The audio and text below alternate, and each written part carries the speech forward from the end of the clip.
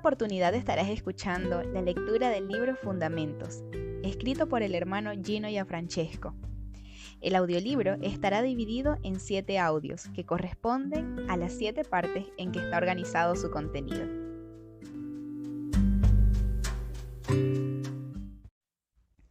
Parte número 5. Solícitos en guardar la unidad del espíritu en el vínculo de la paz, un cuerpo y un espíritu, como fuisteis también llamados en una misma esperanza de vuestra vocación. Un Señor, una fe, un bautismo, un Dios y Padre de todos, el cual es sobre todos y por todos y en todos. Efesios 4, del 3 al 6. Punto número 25. La unidad del espíritu. Solícitos en guardar la unidad del espíritu en el vínculo de la paz. Efesios 4:3. Porque por un solo espíritu fuimos todos bautizados en un cuerpo, sean judíos o griegos, sean esclavos o libres, y a todos se nos dio a beber de un mismo espíritu. Primera de Corintios 12:13. Comparar con Gálatas 3:28, Colosenses 3:10 al 11. A todos, pues, los que hemos recibido a Cristo, se nos suministra del mismo Espíritu Santo, con lo cual se establece la base de la comunión. Se nos exhorta entonces a guardar la unidad del Espíritu. Dice guardar, puesto que la unidad del Espíritu es ya un hecho dado. Todos los que personalmente, por la fe en Cristo, bebemos del Espíritu dado, somos introducidos mediante Él en una comunión espiritual que se constituye en el terreno de una única casa espiritual de Dios, que es la Iglesia, cuerpo de Cristo. Es el Espíritu el que nos introduce en el cuerpo. Por lo tanto, sin ese Espíritu, se está fuera del cuerpo. Mas al beber del Espíritu, éste nos comunica en sí con el resto de todos los suyos. El terreno básico del compañerismo cristiano es esta comunión del Espíritu que se efectúa en 7 aspectos complementarios. Un espíritu, un cuerpo, una misma esperanza, un Señor, una fe, un bautismo, un Dios y Padre. Quien no tiene el Espíritu de Cristo no es de Él, Romanos 8:9, pero quien ha recibido a Cristo tiene su Espíritu morando dentro y por lo tanto participa del mismo Padre, sumergido en la misma identificación con Cristo por la misma fe básica y fundamental con la que se somete al mismo Señor, teniendo la misma vocación o llamamiento dentro del mismo cuerpo. Por lo tanto, a todos los que estamos sobre esta misma base se nos exhorta a guardar el hecho divino de la unidad del Espíritu. Es una comunión espiritual que nosotros mismos no fabricamos, sino que de hecho existe, pero que si no guardamos con solicitud, entonces perdemos parte de sus beneficios y colocamos estorbos al plan divino. Dios se ha propuesto reconciliar todas las cosas en Cristo, Efesios 1:10, por lo cual ha crucificado en su cruz todo lo perteneciente a la carne y a la vieja creación, comenzando con la resurrección del Hijo, una nueva creación reconciliada y en armonía perfecta con Dios y consigo misma, lo cual nos es suministrado primeramente por la virtud del Espíritu Divino, que toma lo del Padre y el Hijo y nos lo participa. Juan 16:15. De manera que en el Espíritu residen todos los valores de la reconciliación perfecta, siendo el mismo Espíritu el amor personal del Padre y el Hijo. De modo que quien tiene al Espíritu tiene al Hijo, y quien tiene al Hijo tiene al Padre. Y esta naturaleza divina, que es puro amor, es un hecho participado a cada renacido en Cristo, por lo cual se nos exhorta, no a producir, sino a guardar, con solicitud, tal unidad del Espíritu. De manera que la comunión cristiana está delimitada simplemente por la participación o no con el Espíritu de Cristo. Debemos recibir a quien Cristo ha recibido, sobre la única base de la común participación con el Espíritu de Cristo. Erigir carnalmente otros muros o requisitos es levantar estorbos y defensas contra el propósito divino de reconciliación. Existen enemistades en la carne que se han levantado para demarcar dentro del compañerismo cristiano un laberinto de limitaciones o exclusiones injustas y con inclusiones ilegítimas. Todo esto se ha hecho por no mantenerse en el terreno básico de la unidad del Espíritu. Solamente esta comunión del Espíritu logra reunir en reconciliación a todos los hijos de Dios, Por lo tanto, es escrituralmente reprochable cualquier unificación basada en criterios carnales tales como raza, nacionalidad, sexo, liderazgos, clase social, operaciones, dones, ministerios, sectas, etc. La base de la comunión cristiana es únicamente la unidad del Espíritu evidenciada en la común participación de un mismo cuerpo, Espíritu, esperanza, Señor, fe, bautismo y Dios Padre. Toda otra delimitación queda prohibida. No podemos asociarnos en base a la raza, fabricando sectarias fraternidades negras o blancas o asiáticas o indígenas y pretendiendo para ellas la suficiencia de iglesia. No, sino que todos, indígenas, asiáticos, blancos, negros, etcétera, judíos y gentiles, todos somos uno si estamos en Cristo Jesús y somos ya de hecho partícipes de la comunión del Espíritu, por lo cual no debemos separarnos, sino guardar y manifestar la unidad del Espíritu, viviendo el amor divino de la reconciliación. Tampoco podemos agruparnos por nacionalidades pretendiendo hacer supuestas iglesias maca, o coreanas, o alemanas, o rusas, etc. No, sino que todo lo que heredamos en Adán ha sido crucificado con Cristo. Y en su resurrección ha surgido para nosotros una misma vida, por cuyo espíritu somos todos los que vivimos por ella uno, sin tener en cuenta la nacionalidad. Los supuestos valores carnales del nacionalismo son infinitamente superados por los auténticos y eternos valores cristianos de la comunión universal de los copartícipes con el Espíritu de Cristo. La vida en el poder del Espíritu supera las rivalidades y orgullos nacionalistas y disipa las enemistades. La comunión en el Espíritu nos obliga pues a recibirnos en Cristo plenamente reconciliados. De igual manera, acontece en el ámbito de las diferencias de clase social y sexo. En Cristo no hay varón ni mujer, siervo ni libre, sino que es el mismo Cristo, viviendo por el Espíritu y operando en todos, hombres y mujeres, ricos y pobres, cultos e incultos, patrones y empleados, reconciliando por la virtud de la comunión del Espíritu a todos en la verdad, el amor y la justicia.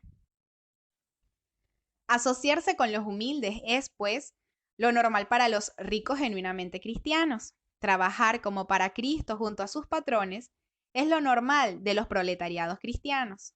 Amarse y encontrarse como hermanos, viendo cada uno por los intereses también del otro, es lo normal de los contratos cristianos.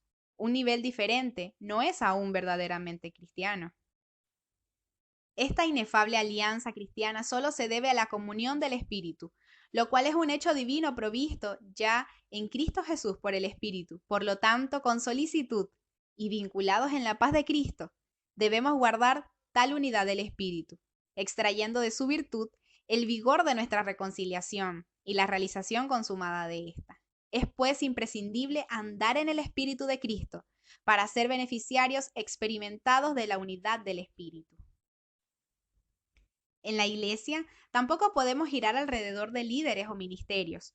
No podemos hacer a Cefas el centro y la razón de nuestra comunión, tampoco a Pablo, ni tampoco a Apolo, ni tampoco a nuestra independencia. Primera de Corintios 1 del 11 al 13 y capítulo 3 del 3 al 8. Los nuestros son todos los de Cristo, y no apenas los de Cefas. Cefas es nuestro, y nosotros de Cefas, en todo lo que compartimos de Cristo. No más allá del Espíritu de Cristo, ni más acá. No podemos establecer límites de comunión. La comunión se debe solamente a la unidad del Espíritu, y éste ya mora en los que Cristo ha recibido. Cristo ha recibido a quienes le han recibido a Él. Debemos recibir de Cristo a todos sus miembros y no hacer diferencia entre ellos por causa de líderes, ministerios, operaciones, dones, funciones y actividades. No podemos pues tampoco girar alrededor de misiones u organizaciones o denominaciones o sectas por más extensas que éstas sean. Nunca igualarán al cuerpo de Cristo y por lo tanto las limitaciones que imponen son inconvenientes. Debemos guardar la unidad del espíritu dentro de un solo cuerpo, valorándola más que nuestras afinidades naturales y más que toda asociación que cierre su círculo en base a requisitos ilegítimos de liderazgos, misiones, estatutos. Solamente la completa y perfecta comunión del espíritu, cuya unidad es un hecho que guardar, está en sintonía con los planes del propósito divino. No debemos pues enaltecer nuestras divisiones sectarias y carnales por encima y en contra de la reconciliación divina de todos sus hijos dentro de un solo cuerpo. Punto número 26. Un cuerpo. La Iglesia Universal, que es el cuerpo de Cristo, puesto que Cristo no está dividido, es, pues, una sola, de la que forman parte todos los hijos de Dios. No hay un solo hijo de Dios que esté fuera de su cuerpo, puesto que para ser hijo de Dios debe participar de la vida de Cristo, lo cual se hace recibiéndole por fe. Si participa un hijo de Dios de la vida de Cristo, entonces es un miembro de su cuerpo. Quien no tiene al Espíritu de Cristo no es de él. Y por el hecho de no participar de Cristo, entonces ningún no regenerado ajeno a la vida de Dios puede participar de su cuerpo que está formado por tan solo miembros de Cristo. El cuerpo de Cristo está pues formado por todos sus miembros, que son todas aquellas personas donde Cristo mora. Siendo pues Cristo uno solo, su cuerpo es también uno solo, como está escrito, un cuerpo. Efesios 4:4. Así, nosotros, siendo muchos, somos un cuerpo en Cristo, y todos miembros los unos de los otros. Romanos 12:5. Porque así como el cuerpo es uno y tiene muchos miembros, pero todos los miembros del cuerpo, siendo muchos, son un solo cuerpo, así también Cristo, porque por un solo espíritu fuimos todos bautizados en un cuerpo. Primera de Corintios 12:13. Mediante la cruz reconciliar a ambos en un solo cuerpo, matando en ella las enemistades. Un templo santo en el Señor. Efesios 2:16 y 21. La paz de Dios gobierna en vuestros corazones, a la que asimismo fuisteis llamados en un solo cuerpo. Colosenses 3:15. Este cuerpo único de Cristo, formado por la suma de todos los hijos en toda época y lugar, es la Iglesia Universal, y a ella pertenece por derecho propio y sin necesidad de otro ingreso toda persona que se haya identificado con Cristo Jesús, siendo efectivamente renacida por la virtud del Espíritu suyo. Una vez que Cristo haya recibido a una persona, esa persona queda incorporada a él y Cristo mora en ella, haciéndole miembro suyo. Todos sus miembros, sin faltar ni sobrar ninguno, formamos su cuerpo y somos de hecho y por derecho la Iglesia Universal. Este cuerpo tiene una sola cabeza y una sola vida, Cristo Jesús. La autoridad dentro del cuerpo radica pues exclusivamente en la cabeza, Cristo Jesús, y opera exclusivamente por su espíritu, moviéndose a través de todos los miembros y delegando a cada cual un servicio en el espíritu. Este servicio en el espíritu es una manifestación espiritual evidente por sí misma, constituida directamente por la cabeza y reconocida en la comunión del espíritu por los miembros del cuerpo, sujetos a la misma cabeza. Cada carisma tiene, pues, su propia autoridad delegada, la cual se mantiene viva una vez que esté sostenida por el suministro del espíritu y la autoridad de la cabeza. Cristo no solo dona carismas, sino que además delega responsabilidades. Carisma y responsabilidad, aunque no son lo mismo, están íntimamente relacionados, pues de cada talento debe rendirse cuenta. Sin embargo, carisma y responsabilidad son diferentes. La autoridad del carisma es moral, en cambio la autoridad del comisionado es una responsabilidad. Es además oficial. Cuando Cristo, la cabeza, encomienda una responsabilidad, obviamente otorga también el carisma necesario para sobrellevarla. La encomienda es delegada con una autoridad oficial ungida con el carisma de autoridad moral. Veamos un ejemplo para entender la diferencia entre autoridad oficial y autoridad moral. Las dos delegadas directamente de Dios. En la familia, el padre es el primer responsable de su marcha, por lo cual se le debe sujeción. Su autoridad es oficial. Si ese padre vive sujeto a Cristo, posee además autoridad moral, pero si no, de todas maneras es el responsable de su familia, por lo que dará cuentas, y por lo tanto sigue siendo suya la autoridad oficial, aunque moralmente se haya deslizado de su dignidad. Y ya que fue Dios quien otorgó esa autoridad oficial, por lo tanto merece respeto. En el cuerpo de Cristo, la cabeza delega su autoridad a quien quiere, a cada miembro una jurisdicción, y ante su tribunal se rendirá cuentas. La autoridad oficial en la obra del Señor la tienen los apóstoles y dentro de la iglesia local el presbiterio de ancianos, quienes son los obispos de la ciudad. Autoridad moral tiene todo miembro sujeto a la cabeza, pero los comisionados tienen una responsabilidad especial por causa del encargo. Cualquier carpintero puede hacer una mesa, autoridad moral, pero el responsable es aquel a quien se le contrató para hacerla, autoridad oficial. El cuerpo está pues sujeto a la cabeza sometiéndose a su autoridad por el Espíritu Santo. Debemos pues someternos a la autoridad del Espíritu, que delega autoridad moral y oficial en sus miembros. Aunque la cabeza delega autoridad, no por eso se desliga del cuerpo, sino que en sus manos permanecen las riendas y con cada miembro hay un contacto vivo. Con la oración se apela a la justicia de la cabeza. La cabeza es el único coordinador suficiente de todos los miembros, y ya que Cristo es el coordinador, Efesios 2:21, no podemos encerrarnos en círculos denominacionales, sectarios o estrictamente misionales, sino que debemos estar abiertos a la comunión con todos los hermanos, permitiéndole a la cabeza asociarnos, dirigirnos y complementarnos. Recordemos que Cristo es nuestra paz y que en sí mismo ha hecho de muchos un solo y nuevo hombre, solo porque Cristo es único y nuevo porque proviene de la virtud de la resurrección. Uno solo y nuevo hombre, el cuerpo de Cristo. Efesios 2, 15 y 16. No importa cuán multiforme aparezca la gracia, el cuerpo es uno. No importa cuánta diversidad haya entre funciones y actividades, ministerios, dones y operaciones, Dios es uno. El Señor es uno, el Espíritu es uno, entonces el cuerpo también es uno. Nuestro deber es recibir a todos los que Cristo ha recibido de la misma manera como Él nos recibió a nosotros. Romanos 15:7. Somos aceptos en el amado por las infinitas riquezas de su gracia derramada en Cristo para todos sin distinción. Punto número 27. Un espíritu.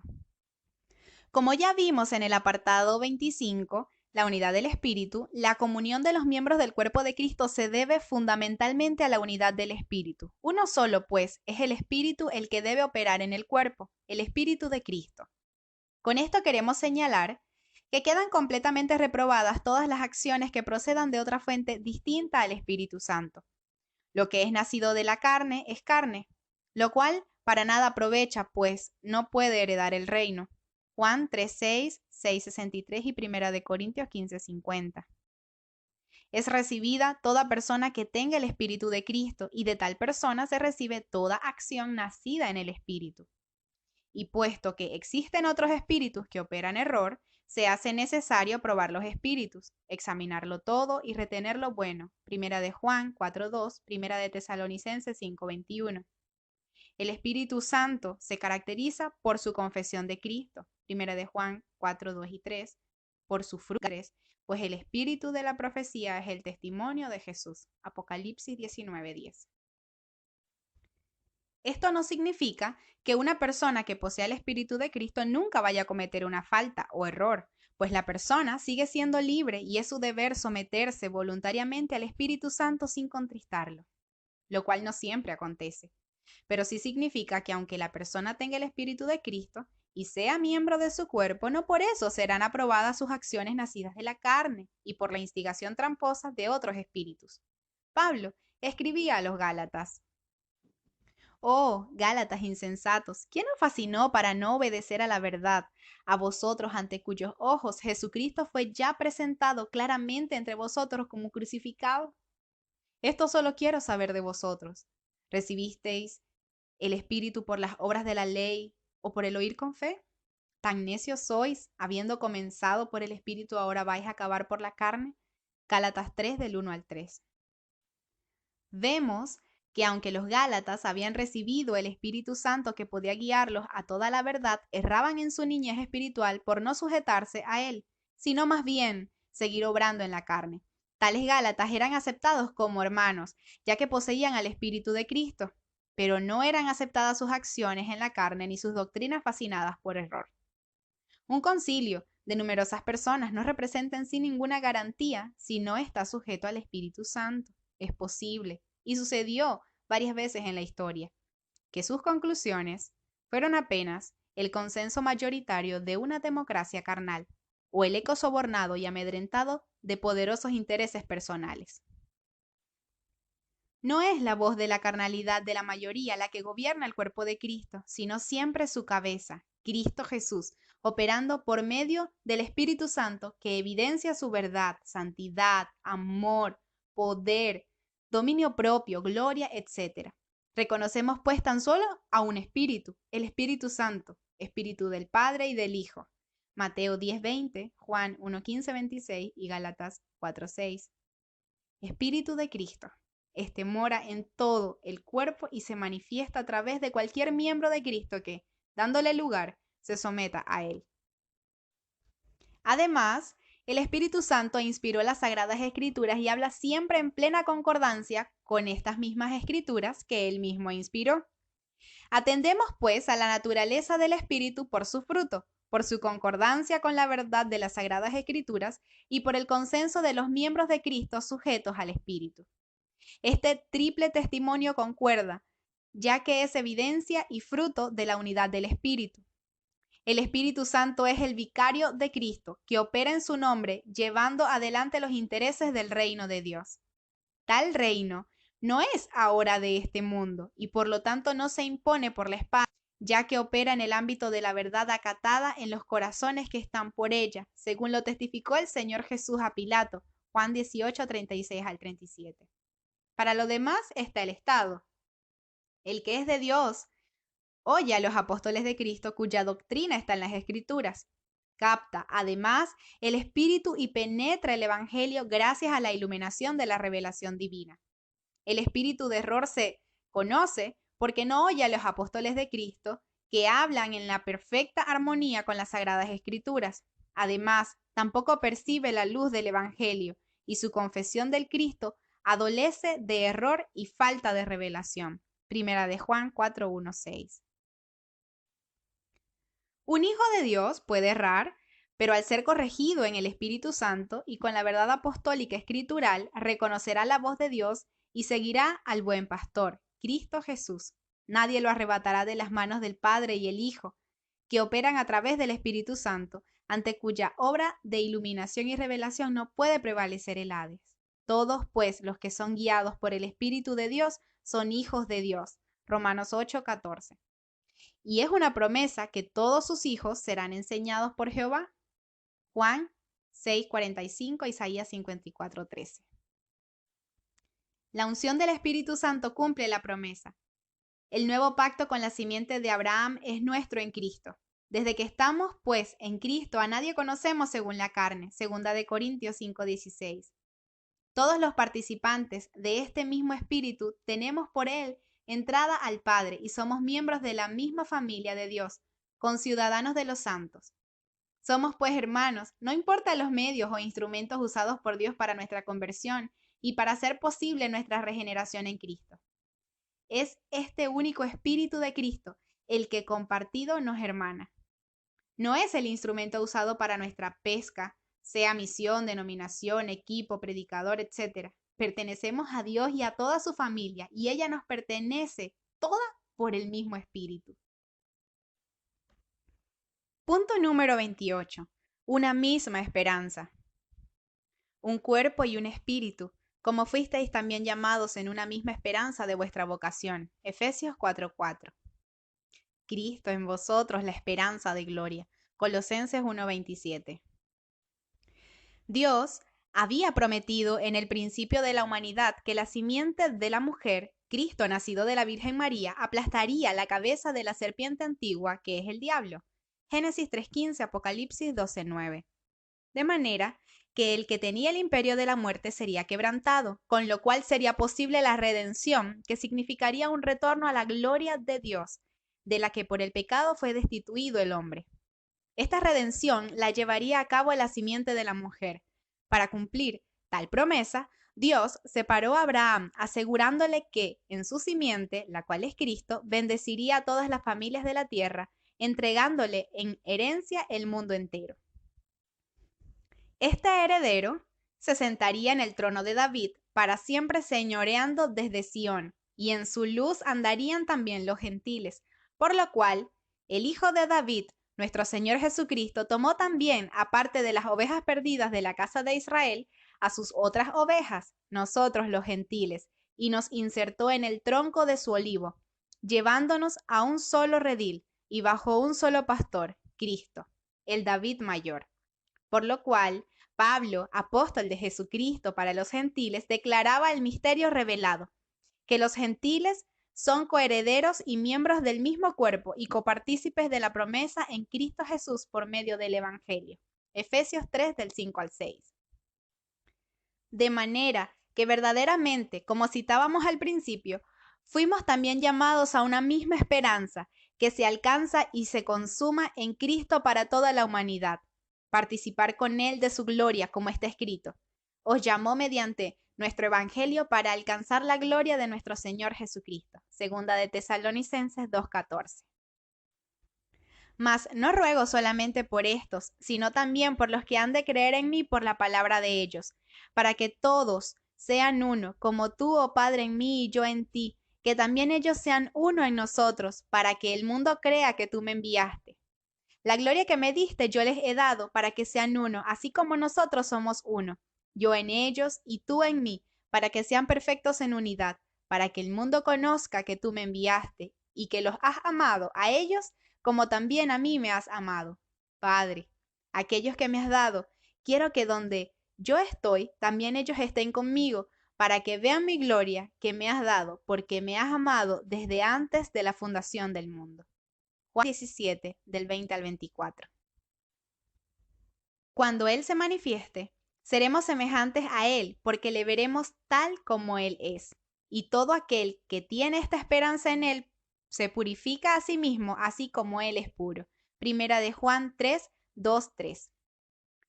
He aquí, pues, la esperanza que anida en todos nosotros los que tenemos su mismo espíritu, siendo, por tanto, miembros del mismo cuerpo y coherederos del mismo reino. Punto número 29. Un Señor.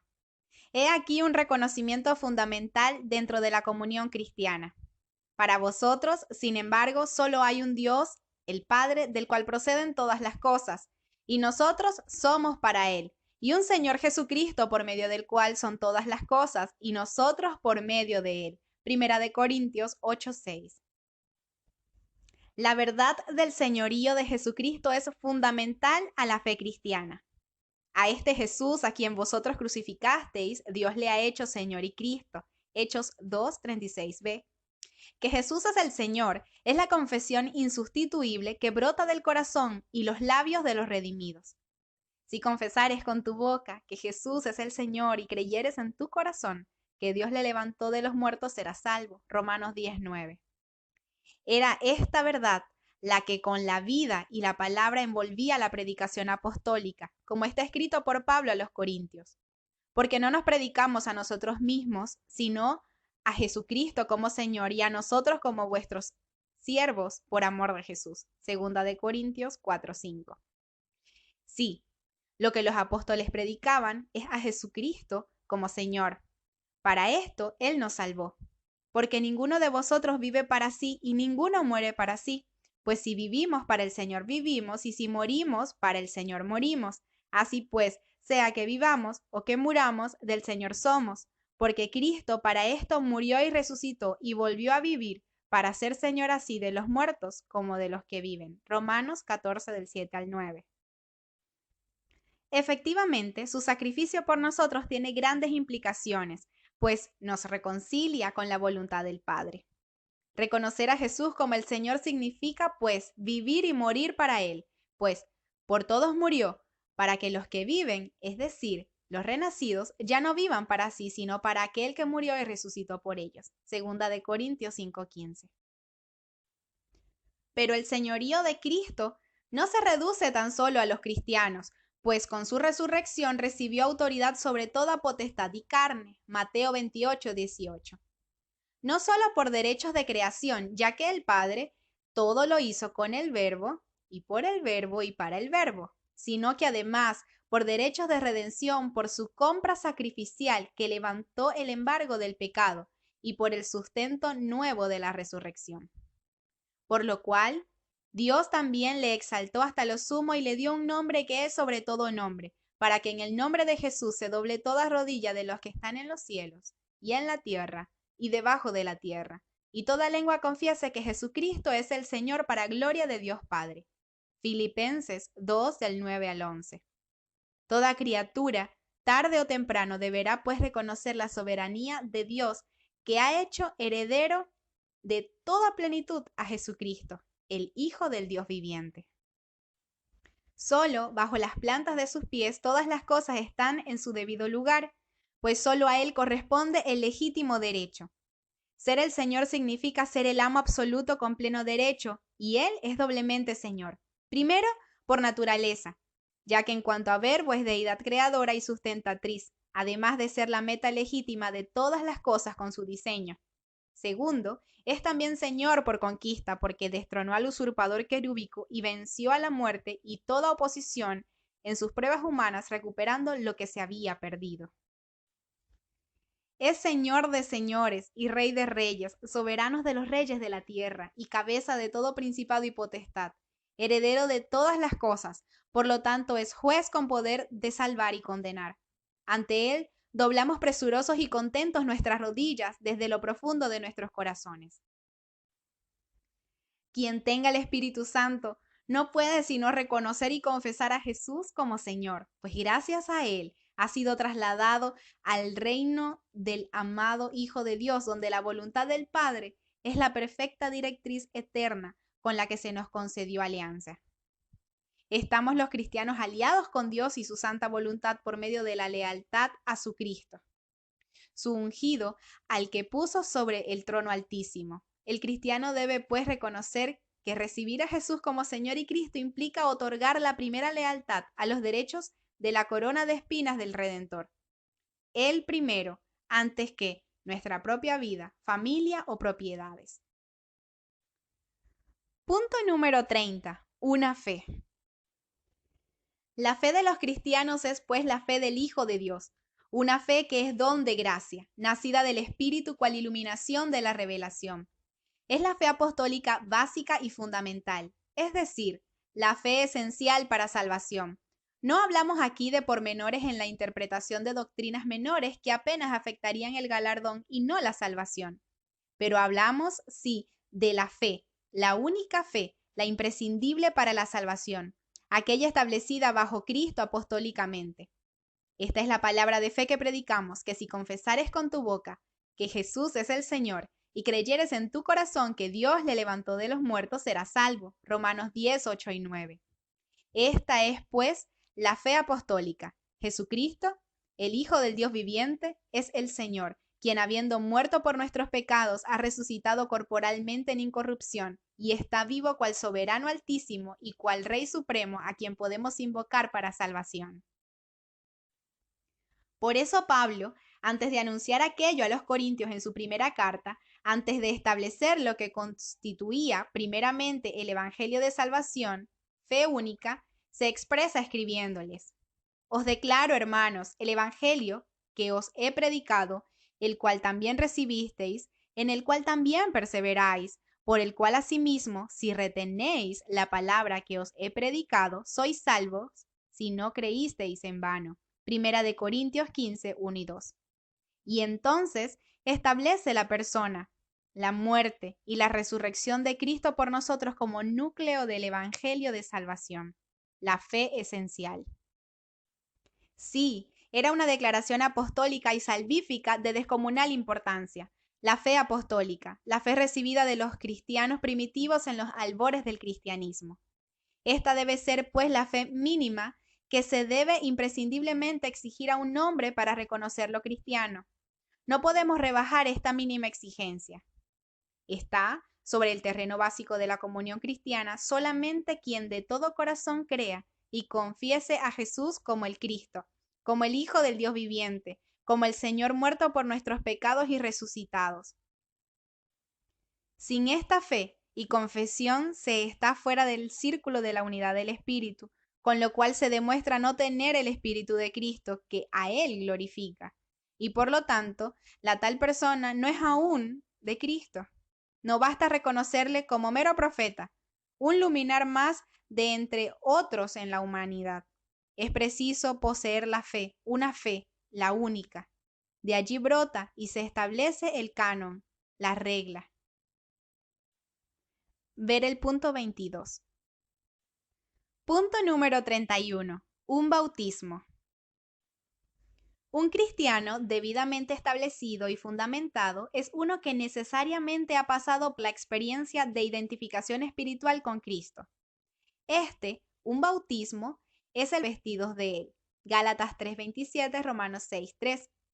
Una vez que por gracia de Dios hayamos podido reconocer en Jesús al Cristo y a su obra como la base de nuestra salvación, entonces debemos voluntariamente identificarnos con Él en su muerte y resurrección para perdón y liberación nuestra en Él y para regeneración por su Espíritu. Para que fuese manifiesta tal identificación, tal toma de posición, el Señor estableció que la confesáramos exteriormente por medio de la confesión pública y el bautismo en agua.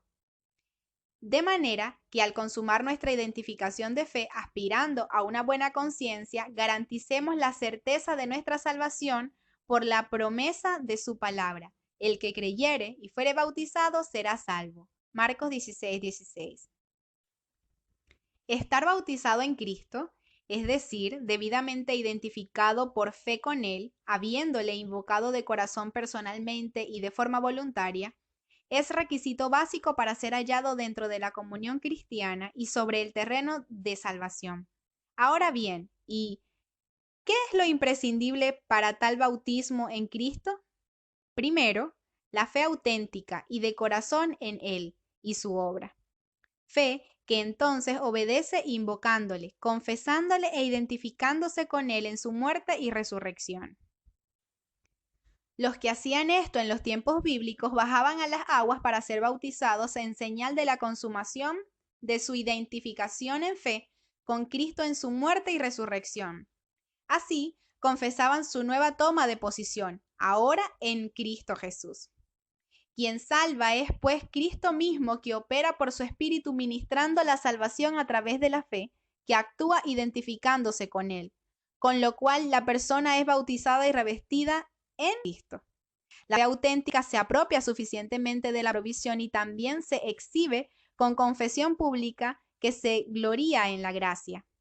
No aconsejamos, pues, descuidar el descenso a las aguas. Punto número 32. Un Dios y Padre. Por último, anotamos como ingrediente fundamental de la unidad del Espíritu el reconocimiento del único Dios verdadero, Yahvé Elohim, Padre de todos los regenerados en Cristo. Un cuerpo y un espíritu, una misma esperanza, un Señor, una fe, un bautismo. Y por último entonces, un Dios y Padre de todos, el cual es sobre todos y por todos y en todos. Efesios 4, del 4 al 6. Lo primero que en la declaración apostólica notamos es que Dios es uno. Solamente existe un solo Dios verdadero y fuera de él no hay Dios. Monoteísmo es, pues, la religión del Espíritu. Lo segundo que captamos es que este único Dios es efectivamente Dios, el único Dios. Deidad es, pues, de lo que se habla aquí, con lo cual queda implicada la omnipotencia, omnisciencia y omnipresencia del Ser Supremo, principio y fin de todas las cosas.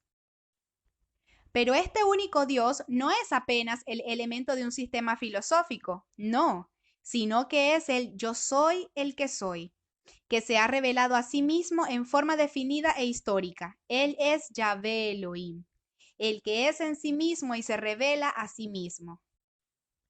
Es, pues, un Dios trascendente, distinto de su propia creación, pues es sobre todos.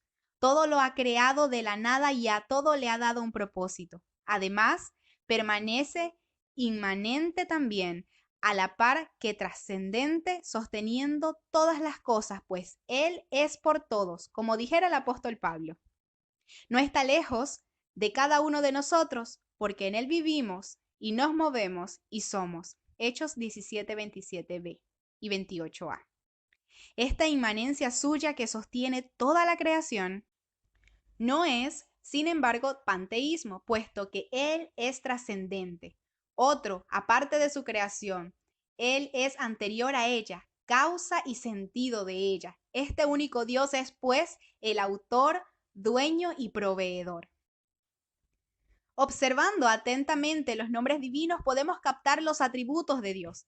Sabemos que en el hebreo y en muchas lenguas orientales el nombre caracteriza a la persona, es decir, que la realidad de sus atributos es pronunciada y queda pues caracterizada en su nombre.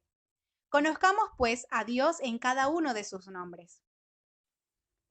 Él es Elohim, el Todopoderoso, Génesis 1:1. Muchos reconocen a Dios simplemente en este aspecto. Aceptan la existencia de un ser supremo, pero no más. Sin embargo, además de Él, Elá, Elohim, Dios también es Elión, el Altísimo. Génesis 14:18. Nadie sobre Él. Él es el más alto y como tal poseedor del cielo y tierra. Él es quien reparte a las naciones su porción. Por lo tanto, Dios también es Adonai. Génesis 15:2. El Señor, Adón, Adonai, amo y esposo. Pero hay más. Dios es el Shaddai. Génesis 17:1. Aquel pecho todo suficiente que amamanta y sostiene sustentando para hacer fructificar. Es el Olam. Génesis 21:33. El eterno que administra la eternidad, por lo cual es también el ayudador de su pueblo, Jehová de los ejércitos, Yahvé Sabaoth, primera de Samuel 1:3, que sirve en las batallas de su pueblo. Su nombre especial en relación a la redención es Yahvé, en sus 7 formas compuestas: Jehová Jireh, el proveedor; Jehová Rafa, el sanador; Jehová Nisi, el estandarte de nuestra vanguardia victoria; Jehová Shalom, nuestra paz; Jehová Ra, nuestro apacentador y pastor; Jehová Sidkenu, nuestra justicia definitivamente establecida; Jehová Sama, el perenne presente en medio de los suyos. Génesis 22:13-14, Éxodo 15:26, 17 del 8 al 15, Jueces 6:24, Salmo 23, Jeremías 23:6, Ezequiel 48:55. ¿Conocemos así a Dios? ¿Hemos experimentado que Él es todo eso para nosotros? Dios es pues también amor, santidad y justicia, suma de toda belleza y perfección. Pero no solamente es nuestro creador y Dios, sino que este mismo Dios, el único y verdadero, es además nuestro Padre. Por medio de Jesucristo hemos recibido vida eterna, llegando a ser partícipes de la naturaleza divina por su Espíritu, que es garantía de sus promesas. Segunda de Pedro 1 del 3 al 4. El único Dios es pues también nuestro Padre y cual hijos de Dios, testimonio de ser lo cual tenemos en nuestro espíritu. Podemos decirle papá, papito, Abba Padre. Dios ha puesto el espíritu de su Hijo en nosotros para que seamos afiliados hijos suyos por Jesucristo, de manera que sepamos que nos ha hecho coherederos con Cristo y que nos ha amado también como a Él ha amado. Juan 17:23. Por todo esto, además de estar Dios trascendente sobre todas las cosas e inmanente por todos, está también habitando, sí, morando en todos los que hemos recibido el Espíritu de su Hijo, pues quien tiene al Hijo, tiene también al Padre. Yo en ellos y tú en mí. En aquel día conoceréis que yo estoy en mi Padre y vosotros en mí y yo en vosotros. Juan 17:23a, 14:20, primera de Juan 2:23, segunda de Juan 1:9. He aquí, pues, hasta aquí todo lo que se halla en la posesión común de los que participamos de la unidad del Espíritu y el cuerpo de Cristo. Estas son las únicas credenciales que podemos exigir. Quien las posea se halla sobre la misma base y por lo cual con toda solicitud debemos guardar con él la unidad ya establecida del Espíritu. El vínculo de la paz se mantiene sobre este único terreno, y una vez que nos hallemos sobre él debemos mantener y acrecentar la comunión con todos los hijos de Dios de todo lugar y en armonía con los de toda época, que de hecho están fundados allí. A partir de esta vida espiritual, el Señor, usando de su multiforme gracia, opera de distintas maneras para llevar a estos de la unidad del Espíritu, ya hecha y por guardar, a la unidad de la fe y del conocimiento del Hijo de Dios, hasta la estatura del varón perfecto en Cristo Jesús, por alcanzar, ya no guardar. Guardamos la unidad del Espíritu y alcanzamos la unidad de la fe y del conocimiento del Hijo, para lo cual el Señor constituyó también el magisterio de la Iglesia. Efesios 4, 3 y 4 del 10 al 13. Hay una fe imprescindible que guardar mientras avanzamos a la fe madura por alcanzar en la estatura y el conocimiento pleno de Cristo. Para esto último, Dios preparó un ministerio que es también fundamento y columna.